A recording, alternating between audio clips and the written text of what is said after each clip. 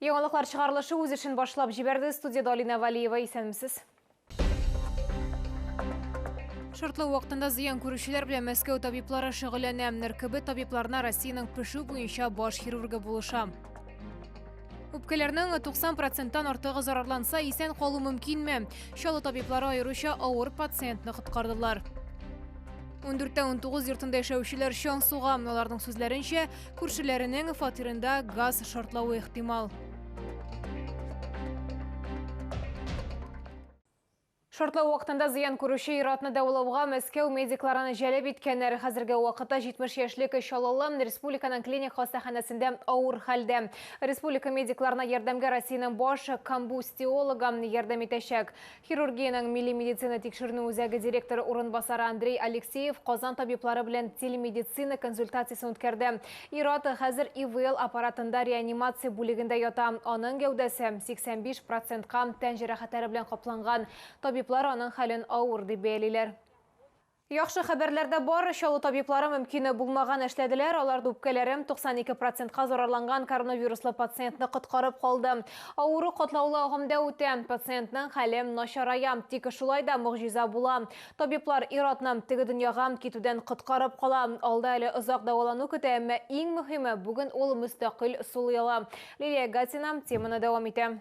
47 яшьлек Валерий Тигр 9 октябрьдә хастаханәгә кома хәлендә китерелә. Кислород җитмәү сәбәпле ир-атның үпкәләре суламый башлый. Хәзер Валерий искә алганча ул үлгәнен аңлый. Моңа кадәр Чаллы атна буе шәхси клиникада дәваланса да симптомнар көчәя генә. Шәһәрдәшебездә җитди хроник авырулар, кан басымы яки шикәр дәрәҗәсе белән проблемалар булмаган. Ә кагыйдә буларак бу авырулар белән кешеләр коронавирусны авыррак кичерә. До этого лечили меня неправильно в частной клинике. И в течение недели меня чуть не убили. Валерий ИВЛ аппаратына тоташтырыла, котылып калу мөмкинлеге юк кебек, әмма 5-нче санлы шәһәр хастаханәсе табиблары командасы мөмкин булганны эшләүгә ирешә. Реанимация бүлеге мөдире Павел Егоров билгеләп үткәнчә, ир-атны медикларның бердәм көйләнгән эше аркасында коткарып кала алганнар. Была проведена интенсивная терапия, кислородотерапия, гормонотерапия, антикоагуляционная терапия. На фоне лечения наблюдалась положительная динамика. Пациент пришел в себя, в сознание. И на 11-й день лечения в реанимации он был переведен в отделение терапии на долечивание. Чаллының тормышы өчен табиблар тәүлек әйләнәсе көрәшә. Валерий Тигр исә үз коткаручыларына рәхмәтләр укый. Спасибо нашим врачам большое. Реанимация Геннадия Павловича, Павлу Геннадьевичу было очень спасибо. Весь персонал огонь. Валерий Тигрны коткару ул уникаль очрак. Хәзер аңа озак дәваланырга һәм тернәкләнү үтәргә туры киләчәк. Әмма шулай да иң куркынычы инде артта калды. Лилия Гатина, яңалыклар.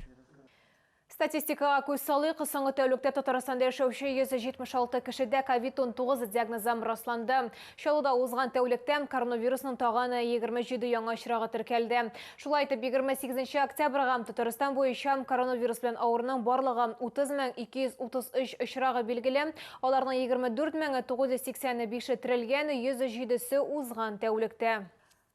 Безнең редакциянең кайнар элемтә телефонына борчылып 14-19 йортында яшәүче шәһәрдәшләр шалтыратты. Алар күршеләренең фатирында да газ шартлауы ихтимал ди. Проблема хакында тулырак киләсе сюжетта.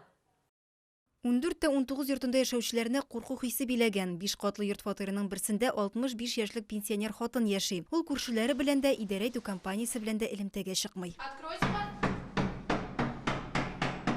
Йортта яшәүчеләр күптәннән инде мондый күршеләреннән риза түгел. Ул тәрәзәләрне почта ящикларын ватты дип зарланалар. Фатир ишегенә дә зыян салган, әмма иң борчыганы булар түгел. Шәһәрдәшләрне пенсионер хатынның газны кабызып, сүндерергә унытып калдыруы куркыта. Биредә яшәүчеләр 48-20 йортында булган шартлау монда да кабатланырга мөмкин ди. 3 года вот с апреля месяца, 4-й год.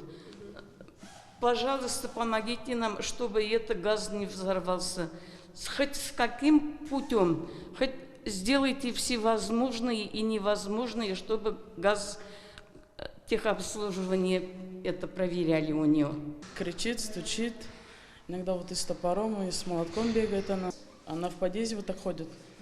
Мы как бы на улицу, на прогулку даже выйти иногда боимся. Шәһәрдәшләр идарә итү компаниясенә хокук сакчыларына да мөрәҗәгать итеп караганнар, ләкин нәтиҗәсез. Күршеләре беркемгә дә ишеген ачмый. Әлеге проблема тиз арада хәл ителер һәм коточкыч фаҗигага китермәс дип өметләнә алар. Лилия Хәбибҗанова, Арина Аразова, Кирилл Хабзей, Яңалыклар. Шалуда солқынар башлану белән сугбайлар проблемасы янәдән калкып чыкты. Җыйнаулар бульвар тукталышларда үткәрсәләр, хәзер җылыга подъездларга күченә башладылар. Бу әлбәттә шәһәр халкында канәгатьсезлек уята.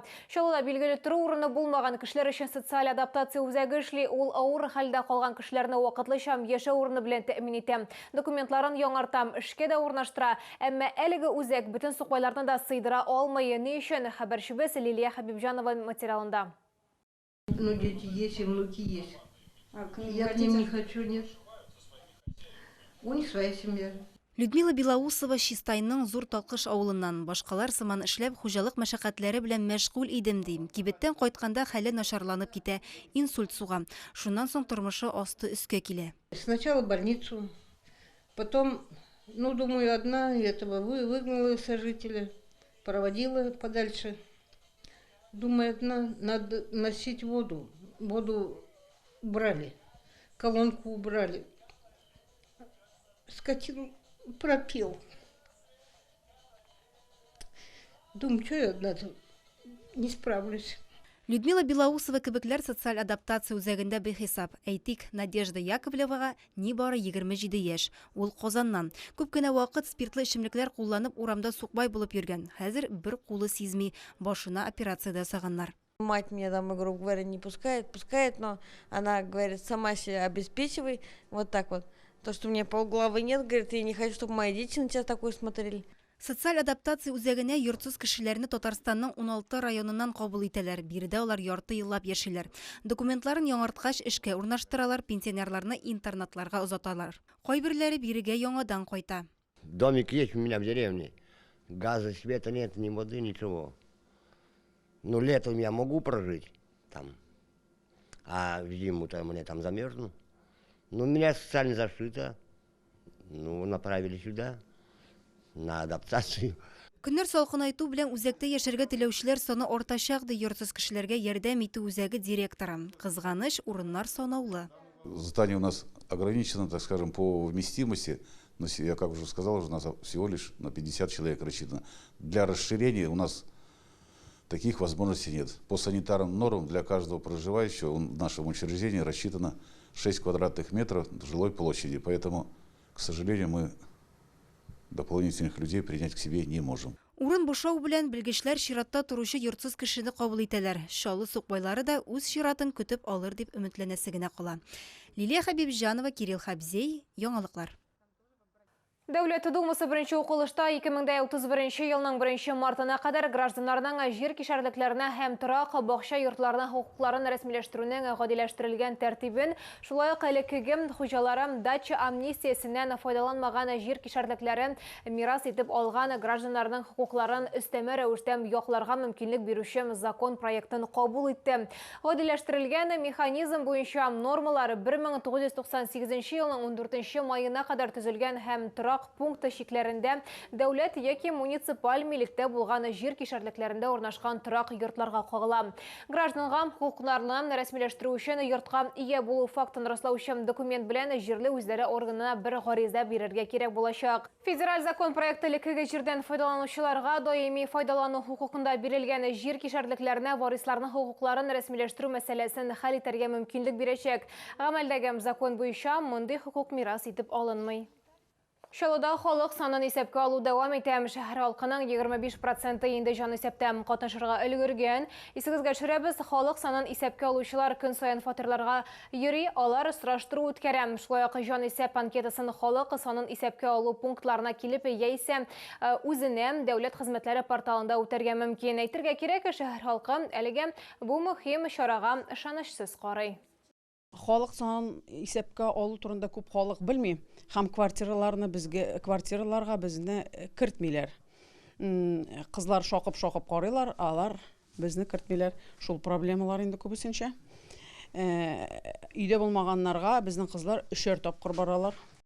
Біз сіздің есігізге чүребіз Россияда COVID-19-ға қаршы вакцинациям дәуам етем. Прививканы ясатып қына біз өзімізді һәм яқындарыбызны сақлап, коронавирусынан тоқтата алашақпыз. Прививкам ясатырға ашығыз. Бұл сізге ешкіресі соңғы мәғліметі біз дейді. Мен Алина Валиевам. Сіздің білен сау болашам, сәлемет болығыз.